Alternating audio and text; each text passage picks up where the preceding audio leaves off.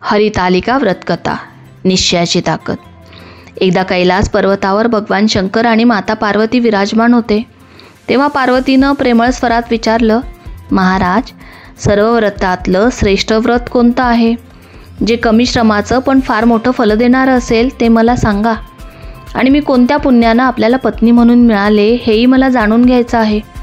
शंकर हसले आणि म्हणाले, जसा नक्षत्रात चंद्र श्रेष्ठ आहे, ग्रहात सूर्य श्रेष्ठ आहे, तसा व्रतात हरितालिका व्रत सर्वश्रेष्ठ आहे.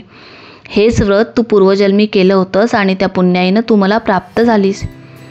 हिमालयाची कन्या पार्वती लहानपणापासून महादेवाला पती म्हणून मिळावं म्हणून कठोर तप करत होती. तिनं झाडाची पिकलेली पानं खाल्ली, उन्हा पावसाचा त्रास सहन केला, थंडीत प्रचंड कष्ट केले. तिच्या कष्टाकडे पाहून पित्याला दुःख वाटत होतं. इतक्यात नारद मुनी आले आणि म्हणाले, राजन, तुमची कन्या उपवर झाली आहे.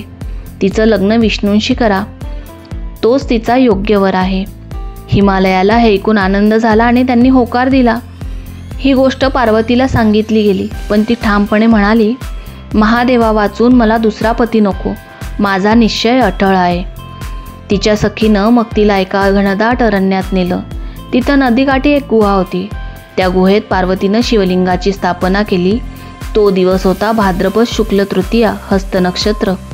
पार्वतीनं दिवसभर उपवास केला, रात्रभर जागरण केलं. पार्वतीच्या अखंड निष्ठेने भगवान शंकर प्रसन्न झाले. ते प्रकट होऊन म्हणाले, वर माग कन्ये. तेव्हा पार्वतीनं डोळे मिटून फक्त एवढंच सांगितलं, मला तुम्हीच पती म्हणून मिळावं हीच माझी एकमेव इच्छा आहे. शंकरांनी तिची इच्छा मान्य केली आणि ते अदृश्य झाले. दुसऱ्या दिवशी पार्वतीनं व्रतपूजा विसर्जन केली. तिचा पिता हिमालय आले. पार्वतीनं सर्व हकीकत सांगितली. हिमालयाला कन्येच्या निश्चयाचा अभिमान वाटला आणि त्यांनी तिचं लग्न महादेवाशी करण्याचं वचन दिलं. योग्य वेळी सुंदर मुहूर्त काढून पार्वतीचं लग्न शंकराशी पार पडलं.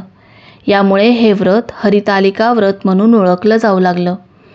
ही कथा आपल्याला शिकवते की चांगल्या उद्दिष्टांसाठी निश्चय ठेवा, स्वतःवर विश्वास ठेवा आणि पालकांना विश्वासात घ्या.